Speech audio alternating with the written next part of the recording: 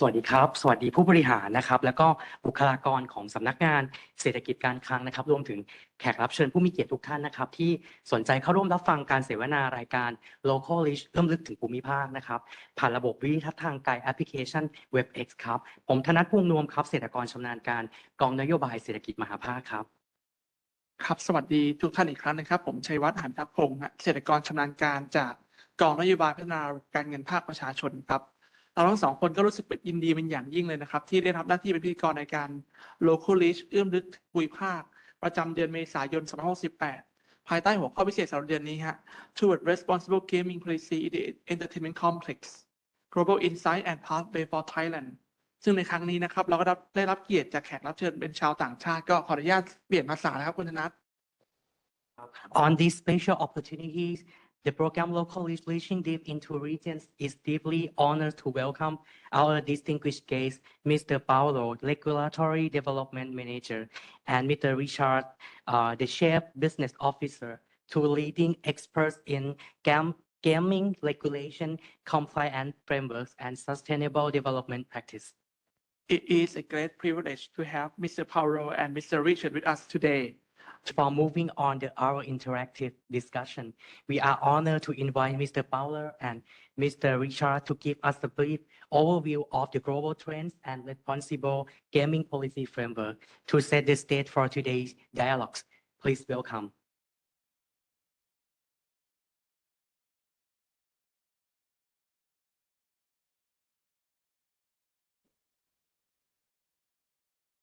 Yeah, so thank you very much for welcoming us today. It is appreciated. There are many things going on in the regulatory space across the globe, and thank you. I must also share with the director for such a wonderful welcome to us both. It's a pleasure to be here. We mainly focus on our Asia Pacific markets, but with our GLI business, we're right across the globe, and I also work into establishing jurisdictions such as into Brazil recently, UAE, and we'll talk about that in a second.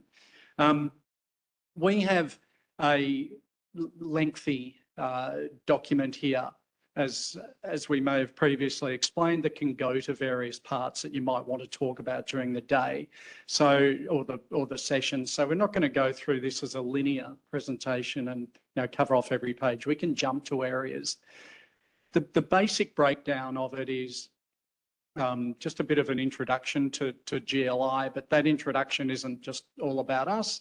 It's about the regulatory areas that we work with and some of the experience that we bring to that, and also, most importantly, the standards that have been adopted across various jurisdictions, wagering jurisdictions by regulators across the world. GLI standards are in place in a lot of markets throughout Asia, and indeed global markets adopt GLI standards as they build responsible regulatory wagering markets. Clearly, the benefits of that is they create a regulated market that attracts good product, but it also makes it for a fair wagering environment for users, and it also has an impact on any of the less than legal illegal areas such as AML, etc. So we just wanted to go through that at the start. So if you could, yeah, thank you.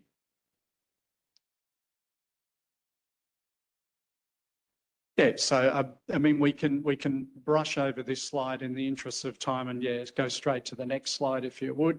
GLI, just some of our statistical coverage numbers, I suppose. Back one. Yeah. Oh, we're going forward. Next one.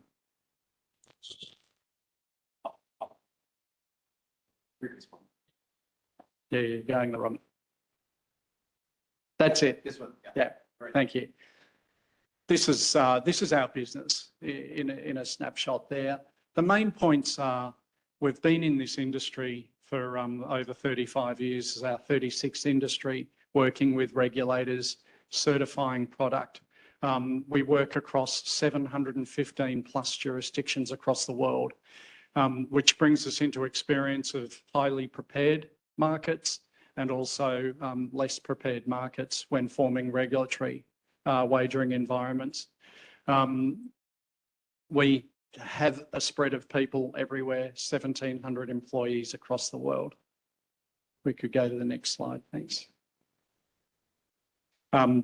That's our reach across the world.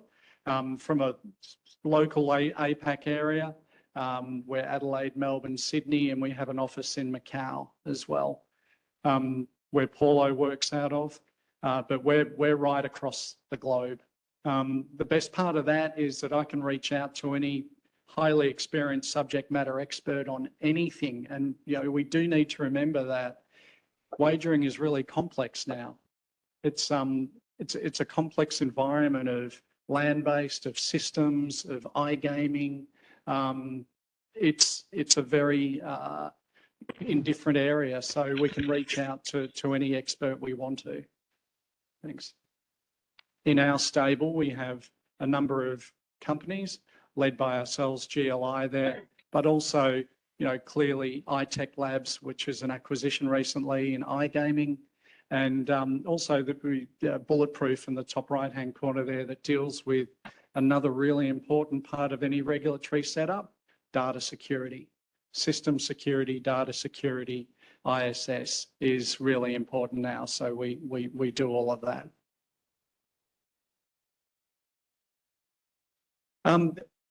It's topical to talk about recency, although we've got a great, history in dealing with regulators across the world. Excuse me. These are some of the ones that we're working strongly and very closely with at the moment. And I'll just touch on 5 of those as examples there. You may or you may not be aware of them, but the first one there is the VGCCC in Liquor and Gaming Victoria. Why I put that up there is you'd be aware that Australia is going through, in particular New South Wales and Victoria, some very strong regulatory reforms. And they're very complex reforms. They do involve some really strong outcomes, mandatory carded play, cashless play, amongst those two. GLI, from a technical perspective, we have a commercial agreement with the VGCCC as their technical advisor to ensure that what they do put in place as reform can actually work. So we test, certify, and make sure that those systems that go in place actually work.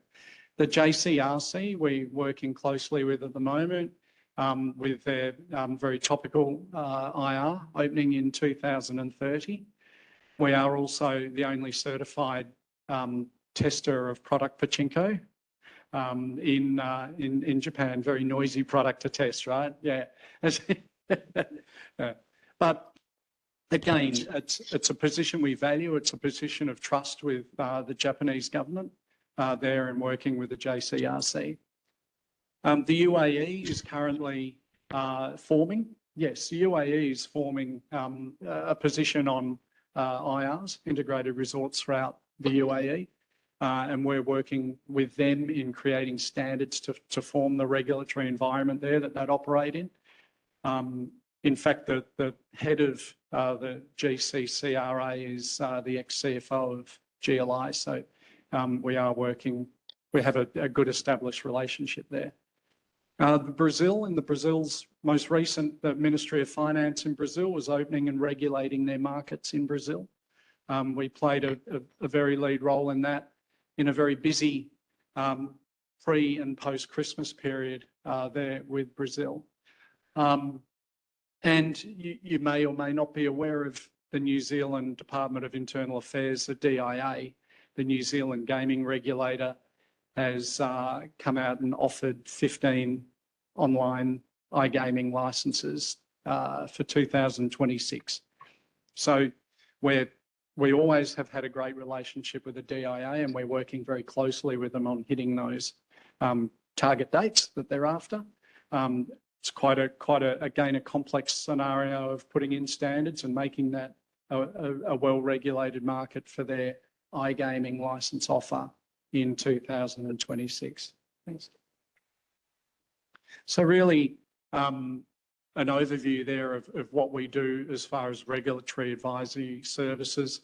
You would be familiar with many of those, but it's all about having, you can look at those bullet points, but the main part is having standards in place, being able to operate those standards, and having what we've also built with as a change management guide to really roadmap out how that can be put in place, how standards are put in place, what to measure, when to put in place. Excuse me. But it also includes some really important parts there. The rule drafting and consultation really sets the tone for what your market is. And then also things such as your responsible gaming policies, which are important for the regulatory control of the market, such as some of the criminal elements of AML, but also for responsible gambling measures and policies for your community as well, in particular local community.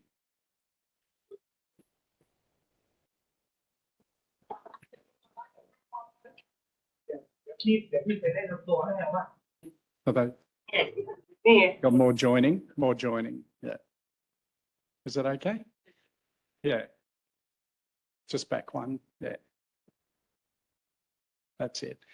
There's some of the regulatory bodies that we're working with at the moment and have a strong history with. Nevada, USA is such a very big market and a regulator that the business has really grown up with and worked with since its evolution 36 years ago. And obviously examples of local Asia Pacific markets that we work in, Singapore, Macau, the Philippines and Japan that I was talking about, and those that also are starting to evolve now in South Korea, Vietnam, Cambodia. Australia is an interesting case because very influential regulators in there, in particular, as I mentioned, with New South Wales Liquor and Gambling, and also Victoria or the VGCCC. Pulling all of the background and knowledge that we have created a GLI university, which for regulators has become really popular. We've just had last week a big program that we have called Regulators Roundtable, which is held in Las Vegas. It's attended largely by North American, Canadian regulators, but there are a lot of global and particular APAC regulators heading to this forum now. There are a lot of wagering trade shows around the world, some of the key ones, the G2Es and ICE and things like that. But this forum was attended by over 450 people. It is specific to regulatory. So it's not showcasing product or anything like that. It's talking for 2 to 3 days of regulatory only. And it's proven to be a really popular resource. GLI University continues on from that and creates all forms of training, modular training programs, bringing regulators up to speed really quickly on varying topics, and is something that we're really, really proud of having, and it's an excellent offering.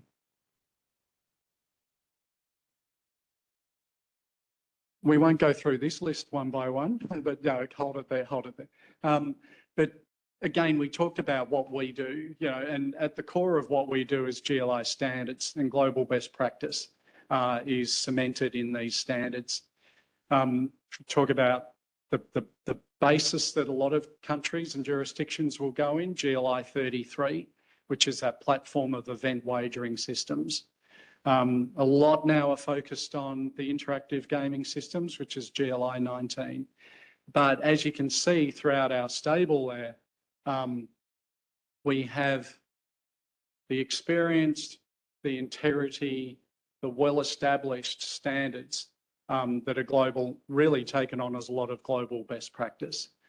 So in your instance, with forming regulatory bodies here and just setting it all up at the moment, there's a lot that have gone before you that can provide some best practice that is very able and willing to be adopted now into new markets. Yeah.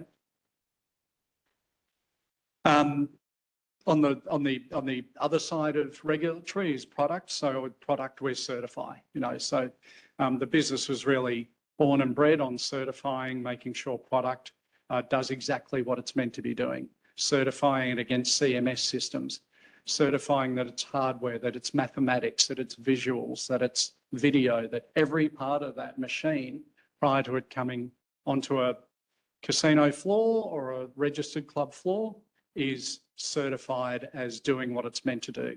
So random number generation, the return to player, the tax it's meant to be withdrawing, the tax that's being allocated and understood is all certified prior. And we formalise that with a certification report that goes to the manufacturer, who will then submit it to the regulator. So that's look, that's an overview of GLI really, and our experience and the regulators that we're currently working with. We can go back to any of those slides and talk more about different regulators if we want. Just as an introduction, the rest of our presentation talks about the mission of a regulator, the main pieces, what they should be looking for, and also answering some of your direct questions throughout. Really, there's the next, how many slides have we got? We've got another 30 odd slides. Yeah, we were going to be able to jump and go, okay, we're interested in this area or interested in this jurisdiction. We can jump to those and talk to them. Thank you for those valuable insights from both of you. And let's move to the topic about the balancing economic potential and social responsibilities. Like you can ask for the slide related later to the question, yeah. And what is the economic rationale for legalizing integrated resource or entertainment complex in Thailand, in other countries? And in your view, how do they contribute to like revenue generation, job creation, tourism promotion, and foreign investment? And another question is like, at the same time, what measures are necessary to safeguard against negative externalities, including like gambling addiction, money laundering, and impact on local communities? I think I can answer the one with the gambling addiction first. If you can pull out the slide, there's a slide on responsible gaming. So responsible gaming is one of the top priorities in every country, every regulated market. Okay, so regulators will look at different types of ways to work with the operator, the casino operator, to implement different measures to basically to protect its players from the harm of gambling. So to give you some examples of what they do, like some of the countries they do, like in Australia, Macau, Singapore, and the Philippines. Like in Australia, for instance, what they implement in Australia, it's more on player education and also the staff training of the casino. So basically, to give you an example, say upcoming in Thailand, say the Thai public, maybe they are not very familiar with casino gaming. So once the business starts going, the person goes into the casino, okay, but they might not know the influence that is gonna have on them in the long term. So once they start gambling, at first it's gonna be fun, okay. So they wouldn't start realizing there's a signs of certain improper gambling. So some of the signs can be like constantly thinking about gambling, all right, and the dream of winning big, all right. So feeling the need to bet more after losing, experiencing a sense of losing self-control while they're playing, and also feeling restless when trying to gamble less or someone stopping them to gamble.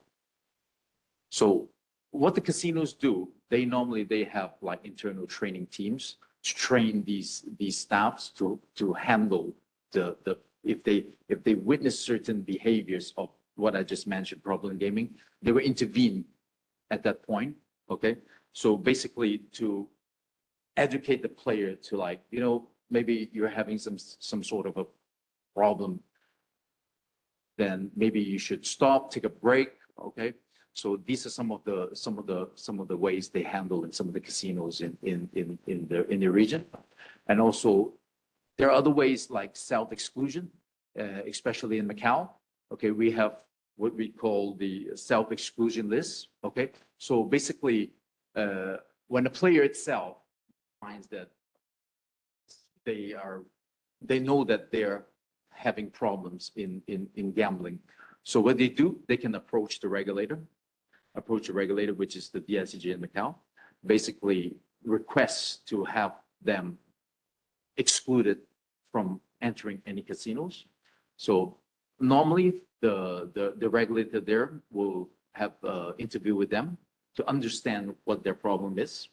And then if in most cases, it's going to be a straightforward self-exclusion. So they will put their name and photo on the list, and it will be distributed among all the casinos in Macau. So in the future, when the player tries and sneak into the casino, they won't be able to enter the property. All right. They're also trying to implement, not yet, but ongoing, what is called a third-party exclusion. So this is more for if a family member, say if a wife or a husband, start witnessing maybe the wife is having a really serious gambling problem and is really affecting the family, maybe financially. Okay, so again, they can approach the government and basically request for help. But this is a little bit different from the self-exclusion. Okay, so this involves social workers to intervene. Again, there's going to be interviews and stuff like that. It's not like you're going to be on the list in the same day. It's going to take a while, a couple of rounds of interview, because they will probably refer you to treatment centers, like what we have in Macau as well, services to treatment centers for gambling addiction. But then once it's approved, so basically this person will be again on the exclusion list, and they won't be able to enter any properties. There are also other ways of doing this for responsible gaming, especially in Australia. They are trying to adopt, like implementing rules on all local players must be carded, which means they need to be a member. Okay, so once they become a member, there are certain specific daily limits that the players need to set so that they won't be gambling all their savings away. Okay, they are slowly adopting this into the industry, but then again, it takes time to adopt all these measures. Yeah, so roughly this is the overview of what they do in the APAC region for responsible gaming. Yeah, sure. I think, albeit we're not socioeconomic experts, and we remain independent, of course, there's evidence that properly run casinos do add a lot to the community and to visitation and to the revenues of a city. The examples that Paulo were talking about are very apparent. So the main pieces of RG is around AML and patron care. So as we continue to see, we see examples of the main ones, mandatory carded play.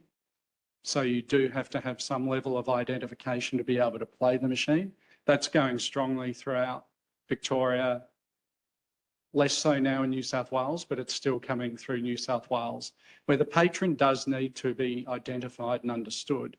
You can then add to things like that, such as source of funds and sustainable funds can go against that. So yeah, mandatory carded play, and of course the other component is cashless play. And we're working again with the VGCCC and also New South Wales on testing and improving those systems to make sure that they can work as they're meant to. The mandatory carded play, I think, would be rolled out right throughout Victoria, where you do have that single card. So then various elements can be added to that, as Paulo said, timeouts. You can put in a limit, cash limit. You can put in when there's a certain timing that you've run through on playing a machine or what have you, then it will cut you off. Yeah. I think the other thing that's good to have is just embedded safety precautions, and I talk more there of the self-exclusion component. I worked strongly on BetStop, which is the National Self-Exclusion Register in Australia, working with ACMA, the federal government regulator on online wagering, online gambling, sports betting. So there is an active self-exclusion register now that will exclude you from every online wagering platform in Australia, and that's called BetStop. And that's had an effect.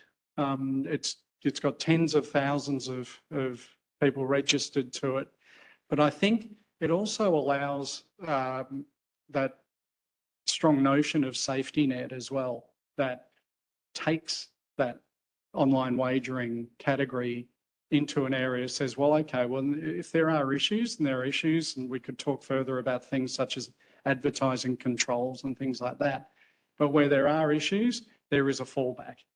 And that fallback is that you can self-exclude yourself.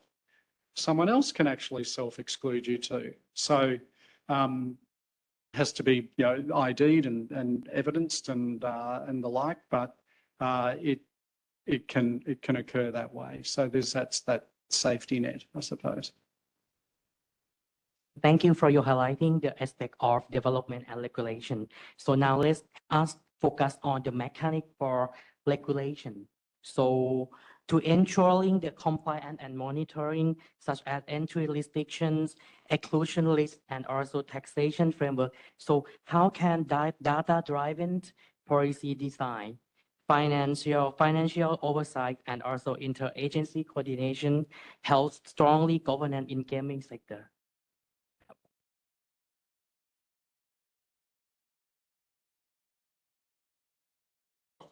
Well, again, done properly, it's a rigorous measure of control. Yes, if you look at the Australian example with AUSTRAC involved, they have certain level of wagering that if executed, it gets tracked. So the financial transactions can be tracked by a government authority such as AUSTRAC. Also, when you do have cashless play, and again, we're not here mandating what the best strategy is at all, but what we've observed and can see in our various measure of systems, etc. Cashless does bring into play third-party finance providers. So you will have situations where there's no big bundles of cash coming through a casino. Actually has cost-saving benefits too to the casino operator, because they're not handling their cash transactions so much. But taking the cash component out does take a lot of the responsible gambling issues out as well. That said, it needs to be balanced with a customer experience within a casino. So quite often you'll see around the world that cash will be limited to a certain amount. So that element of social play and that element of use of cash, that element of not excluding people that may not have an iPhone, may not be familiar with apps, what have you, are still able to enjoy the entertainment of an integrated resort. And sometimes, and again, without me being too subjective, we can lose a little bit of the focus of, of what the casino's there to do. It is there to entertain. It's an entertainment program. So we've just got to create an environment where it's safe to be entertained. And that can go across many different categories, not just wagering. We had a really good, and I'd recommend you to send a delegate or what have you to regulating the game, which was again a mini version of Regulators Roundtable, I suppose, but much more industry focused, based in Australia in Sydney in March, where all the regulators get together. Austrac presents as well. Operators, big casino operators, the Star and Crown were there. Excuse me. And you're very aware they've been subject to quite rigorous reforms in regulatory reforms, very rigorous. And from that, it's really trying to balance that. Okay, some things were issues, they needed to be dealt with, they were dealt with, and now reforms are in place. But how do you draw the balance between regulatory reforms, regulatory standards that you put in place, but still providing an entertaining area for people to enjoy and go and play? What does that mean for your local community? Are they able to attend? If so, how? And we see many casinos, our two in Australia as examples, or actually 4 in Australia as examples, but that's heading very much towards mandatory carded play, as it is with having a car driver's license. It would be horribly irresponsible to let an 18-year-old out there drive a car without having a driver's license. Just so you know that they've done some various safety training and they're responsible enough to hold a license. Mandatory carded play is heading that way too. A unique market, and many are as well around the globe, is that there's multiple venues that they could that a patron can visit. So it did bring up the issues of self-excluding from one venue. Fine, they go around 50 metres around the corner is another place to work. So mandatory carded play helps with that. It's probably not the case here with Thailand, but definitely around other areas of the world. The secure notion of a third-party payments provider too. So the money's transacted to an app. That app is also connected to the machine that the customer wants to play on. And that's not just electronic EGMs, not just electronic gaming machines, but also now electronic table machines. And will also be extended to table play. So, yeah. Right. For the last part, for the question part from the moderators about the policy adaptation for Thailand context, I might ask your point of view. Yeah, your opinion about the Thailand context. How can Thailand adapt international best practices to align with our unique economics, cultural, and regulatory environment? And any recommendations for us to establish like a strong legal and institutional framework under this program economic complex? Well, if I could kick off on that one. Thailand's renowned for tourism. They're hospitable people. It's a. I mean, I'm being subjective, but it's a great environment for IR. On the flip side of that, you bring in gambling and wagering to a society, so you have to have the checks and balances in place. It'd work with a responsible approach, and the responsible approach is what we've seen in many markets.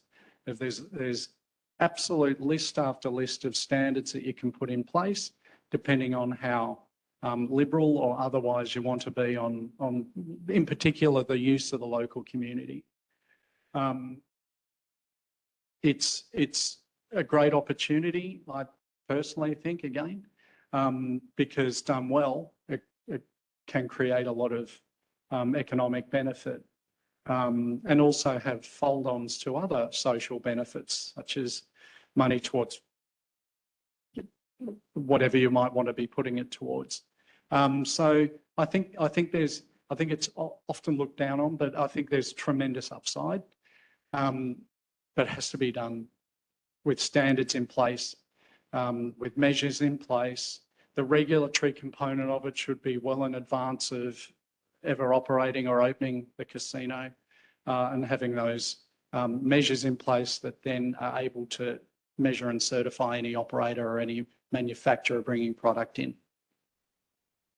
Right. I Thank think you. we have a slide. Yeah. We have a slide that we actually can show you some examples. We have a slide. Yeah. I don't know if my Turn on the mic. Yeah. We can start with Macau first, okay?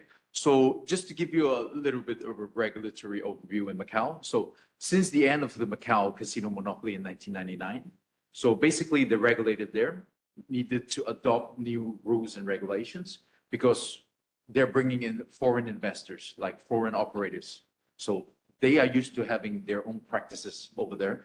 But whereas in Macau, throughout that period of monopoly, the standards was there, but that it wasn't compared. It can't be compared to the ones they have in Vegas or in Australia.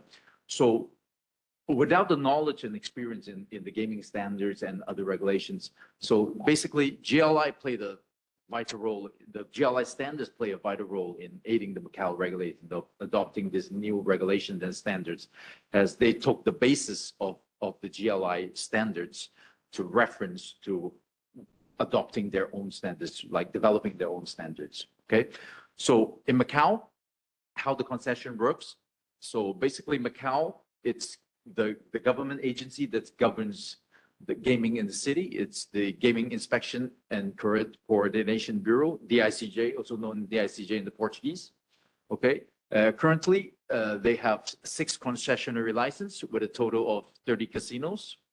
But this number, it's going to go down towards next year, because by the end of this year, all satellite casinos in Macau will have to cease operation, because the government over there is basically, they want to control the expansion of gaming over there. So they want it to, how do you say it, more on the quality of the service providing rather than quantity.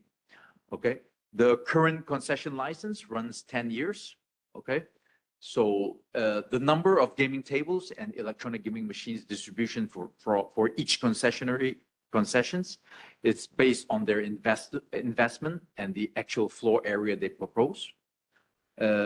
The tax in Macau is currently 40% on gross gaming revenue for the casino, and the distribution of the taxes is 35% government taxation, 3% on urban development, and the remaining 2% goes to what we call the Macau Foundation. Okay, next slide. Here's just a breakdown of the number of casinos in Macau currently. Okay, in regards to the laws and regulations in Macau, so basically there are 5 different areas to look at. The first one for game of chance, basically casino gaming. Sorry, actually there's 5 areas to when regarding gaming framework, they always look into 5 areas. One, of course, for game of chance, which is casino gaming. There's one for AML, definitely must be in place. And also another one for data protection, which is mostly covered for protecting the players' information to be stayed within the property. So no other third party, like maybe vendors working with the casino, shouldn't be having access to certain information regarding the players. And also another part is basically the integrity of the data that's generated, all these gaming data and these customer data that the casinos has. All this data has to be in Macau. It can't leave out of the country. So this is basically protecting the data. And for advertising, okay, in Macau, we have strict rules and regulations on advertising on gaming. casinos are not allowed to advertise in the community. It's only within the property. Okay, and just recently, actually last year, because of all these criminal illegal gambling crimes happening in the city for the past few years, the government actually came up with a new law in combating like illegal gambling crimes, mostly for what we witness in the industry, mostly in money exchanges, illicit money exchange. Yeah, that is very common. You can find it in most gaming jurisdictions across in Asia. Okay, next slide, please. Type of, yes, that's fine. Type of licenses in Macau, we have, well, not limited, but only a few licenses. Casino license, obvious. Junket promoter license, although we still have this junket promoter license because of all this issues a couple of years ago. Now the promoter license is very strict, and it's basically like we used to have back in the days, like a couple of hundred of promoter license, junket promoter license Macau. Now, from what I checked last month, we are down to 24 only. Okay, greyhound racing, dog racing, it's been in Macau for decades, but it's ceased operation in July 2018. We no longer have this greyhound racing. Horse racing has been in Macau for decades. Last year, ceased operation in March 2004. This is mainly due to probably, I would guess it's the operator that's running it. It's not making any revenue. So they terminated horse racing. Instant lottery, although we have an instant lottery license in Macau, but then there really never had any lottery. I remember back in the 80s, we used to have what you probably have in Thailand as well, scratch cards, similar to that, but that didn't last long. It lasted a couple of years. And it was restricted, I believe, to only being sold on the ferries from Macau to Hong Kong and Hong Kong to Macau. Okay. Sports book, sports lottery. We do have a license for sports book, but it's restricted to football, soccer, and also basketball. We have one more license, which is Chinese lottery. We call Pakapiu.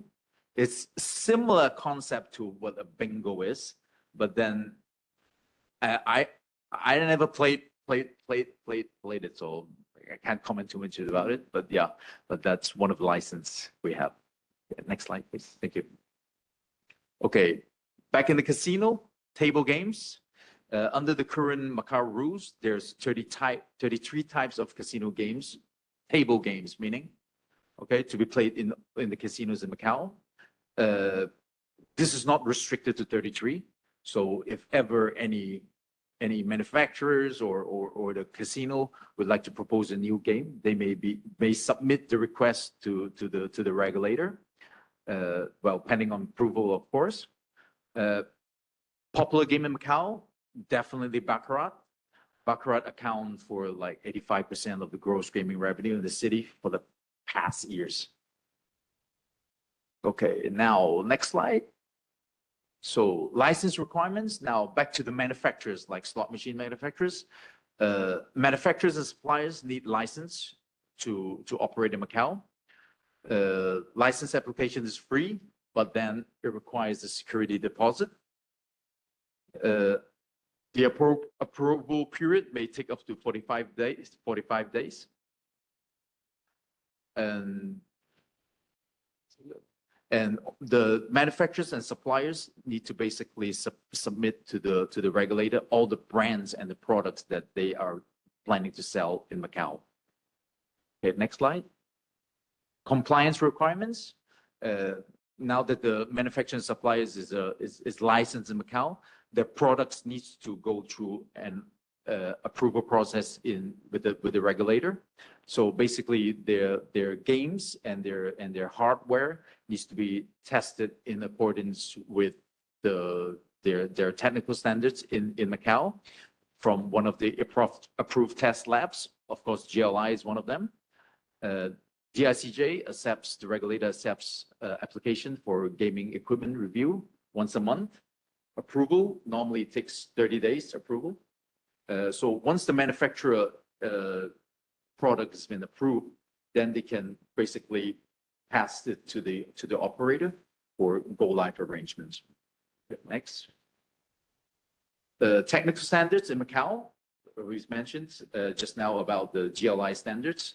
Well, I'm not saying all, but most of the standards here you see in Macau are basically, they have adopted the basis of the GLI standards to draft this.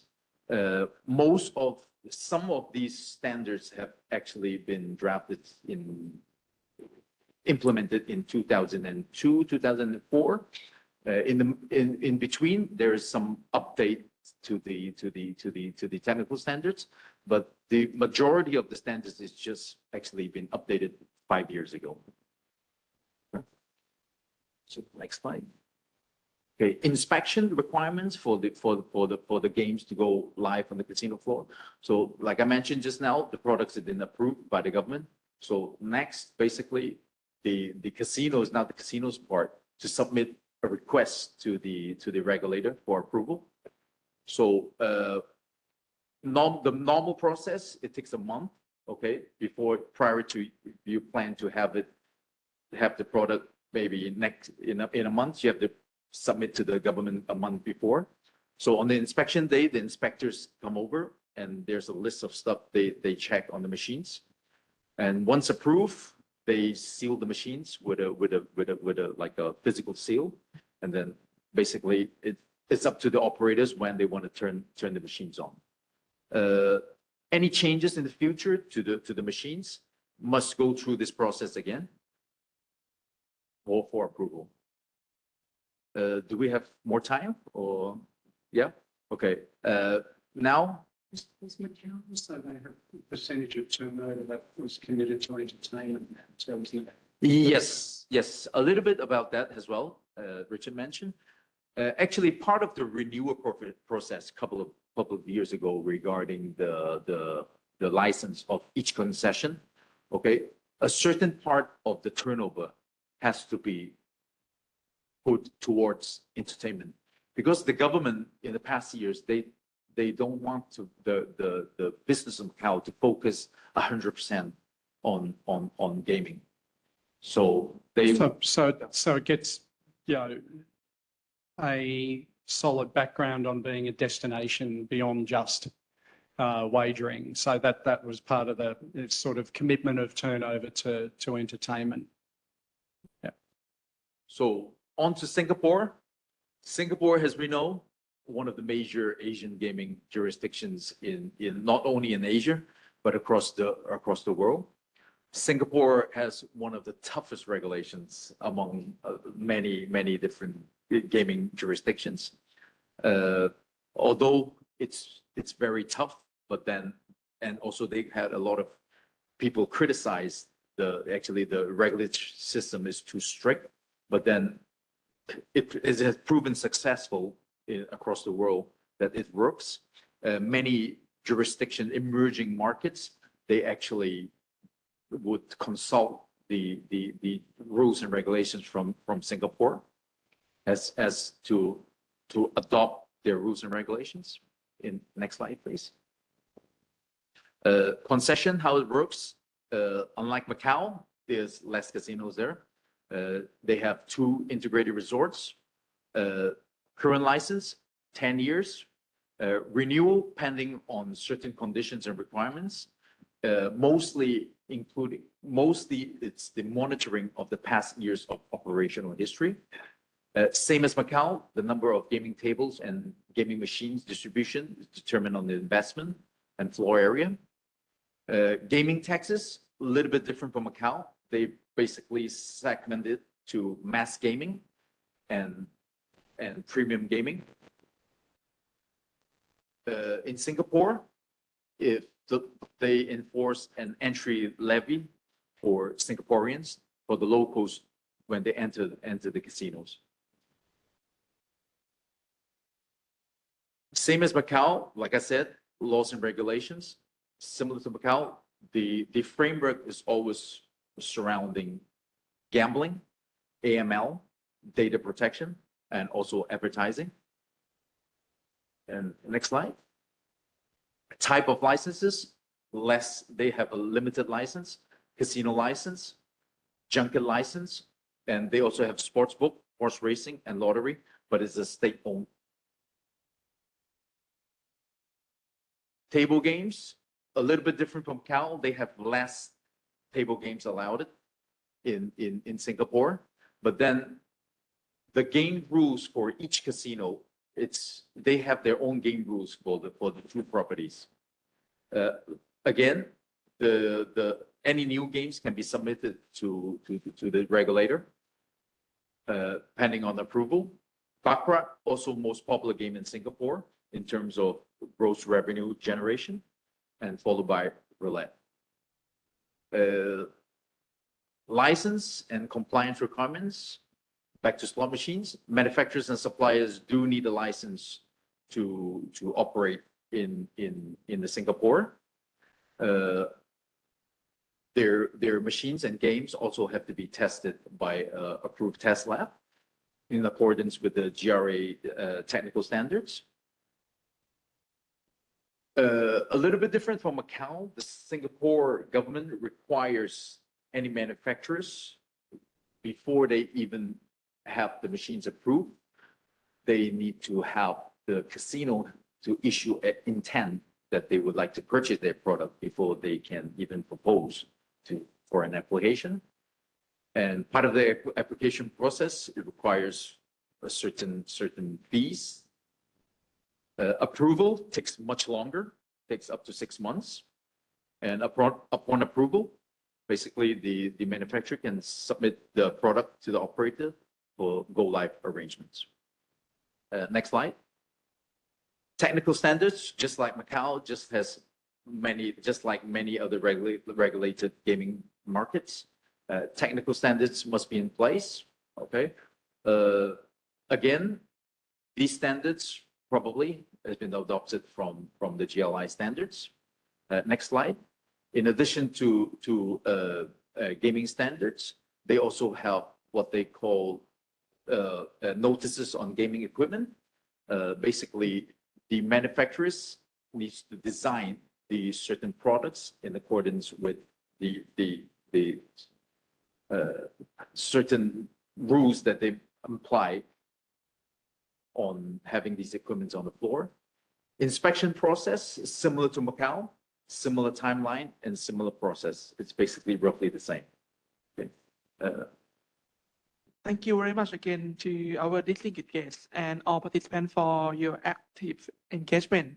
Before closing session on local lead, we like to invite any participant from online to ask some question to our distinguished expert who come to join us today. Any question, you can raise your hand as well. Yeah, one from here, Mr. Mayun, please. Thank you for both of you that I learned a lot of things. First, I learned that they have some international competition between not only Thailand, who are one country to want to open the gaming industry, like UAE, still on the progress, and also exciting on the New Zealand case that they're open for online gaming. And come to my question is, what do you think about that online gaming should be legalized within in the same time with the entertainment or integrated resource in the same time? Because I think that might affect to some person that some people that cannot go to the casino, maybe go to the online instead. This is my first question. For my second question is every country in the world seems like to don't want to their citizen to play in their casino. I want to know what the percentage of visitor in average, like a foreign visitor in the casino, like in Macau, how many percentage that they are foreigner. It's not from Macau. I'm sure that they are not from Macau. Maybe Thai people just go there. What do you think about that? Every jurisdiction seems to promote to fights the foreign player? I think setting up a iGaming regulatory framework at the same time is a good approach, because you may regulate one part of a wagering offering, and then illegal wagering may still continue on. So having a framework for both, and we look at experiences such as PAGCOR in the Philippines, going through and working now on their iGaming areas, and putting regulatory framework around that has proven successful. So I think the starting point is do it at once. New Zealand are playing a little bit of catch up now in doing that. So yeah, setting up at once is the right thing to do. As far as a percentage between foreign and local, it varies significantly around the regions because of the various regulations that are in place with local versus visitors. But I mean, foreign visitation is dominant in casinos. We looked at, if you take some of the local Australian casinos, for example, 10 million visitors a year through the Star. In Sydney, there was, until some reforms now, but that'll hopefully come back, a lot of foreign visitation. As it is with Crown in Australia, as it is with Macau as well, as it clearly is with Singapore. The percentage, I'm not sure of an actual percentage, but I'd say it would be in excess of 50 to 60, wouldn't it? Yeah, it depends on the market, really. Okay, so I will give an example in Macau. All right, so Macau, mostly it's all visitors from China, okay, from mainland. So during the COVID days, okay, when everything was shut down, you could see the percentage come down. All right, casinos was basically just making money from the locals, which I think it was only back down to 5%. Yeah, this is Macau market, because due to mostly the business comes from the mainland. Okay, another example, it's Philippines. All right, when you look at the Philippines casino market, that is more on a, I would say 50-50 or maybe 60-40 towards the locals. Because when you go into the properties there, mostly there's like 50% locals and 50% it's players probably from, I would say, Korea, and also some from Japan, and also some from China.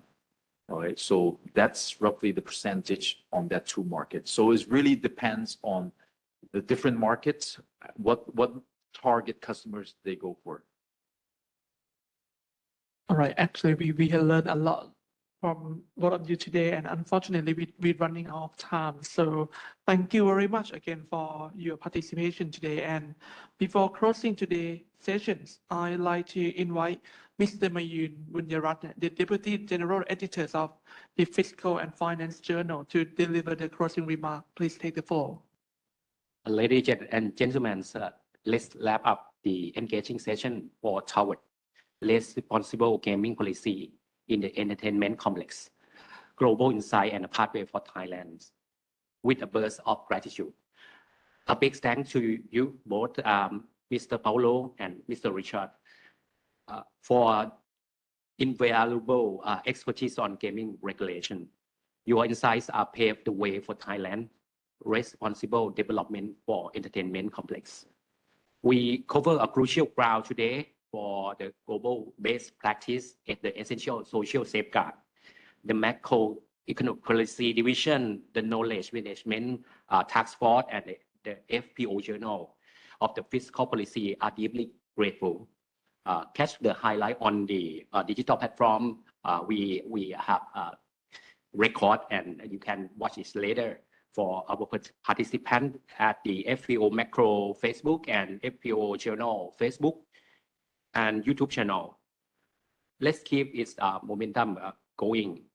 And thank for all our support partner. And finally, thank for your active participation and dedication to shaping the sustained economic policy. I'm confident to shaping a sustainable economic policy. We will drive responsible gaming policy forward in line with our vision, creative policies for a modern organization toward a sustainable economy. Thank you. Thank you very much for Mr. Mayun for your insights and inspiring closing words. And a huge thanks for all of our speakers and everyone turning in today. We are grateful for support from our amazing sponsor, such as Krung Thai Bank, Government Pension Fund, and also Thai Credit Guarantee. Thank you for your contribution, make this program possible, and we couldn't do it without you. Have of everyone involved in today's program. Thank you ever so much for joining us, and we're looking forward to welcoming you again next time. สวัสดีครับ